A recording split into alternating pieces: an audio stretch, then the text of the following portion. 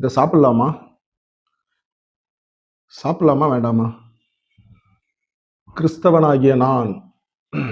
ரோமர் 14ஆம் அதிகாரம் 14ஆம் வசனம். ஒரு பொருளும்னா என்னது?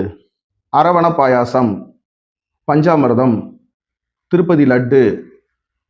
ஒரு பொருளும் தன்னிலே தீட்டுள்ளதல்லவென்று கர்த்தராகிய இயேசு கிறிஸ்துவுக்குள் அறிந்து நிச்சயித்திருக்கிறேன்.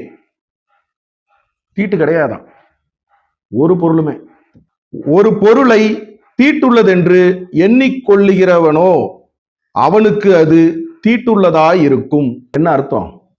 ஆசையா நம்ம நண்பர்கள், நான் பழனி போயிட்டு வந்திருக்கேன், பஞ்சாமிர்தம் சாப்பிடுங்க, திருப்பதி போயிட்டு வந்திருக்கேன், லட்டு சாப்பிடுங்க, சபரிமலை போயிட்டு வந்திருக்கேன், அரவண பாயாசம் சாப்பிடுங்கன்னு கொடுக்குறாங்க. அவங்க அன்பை புறக்கணிச்சு நம்ம தீட்டுன்னு சொல்றோம்னா நம்ம யாரா? தீட்டுள்ளது என்று எண்ணிக்கொள்ளுகிறவனோ, நீங்களே எண்ணிக்கிறீங்க, அவனுக்கு அது தீட்டுள்ளதா இருக்கும். அவ்வளவுதான், அவனுக்கு அது தீட்டுப்பா. ஆனா ஆண்டவராகிய இயேசு கிறிஸ்துவுக்கு மேல சொல்லிட்டாப்புல, ஒரு பொருளும் தன்னிலே தீட்டுள்ளது அல்லவென்று. ஒரு பொருளும் தீட்டுள்ளது கிடையாது. கர்த்தராகிய இயேசு கிறிஸ்து கிறிஸ்துவை உடையவன் சொல்லுவான்.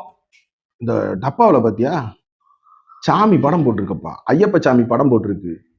திருப்பதி லட்டு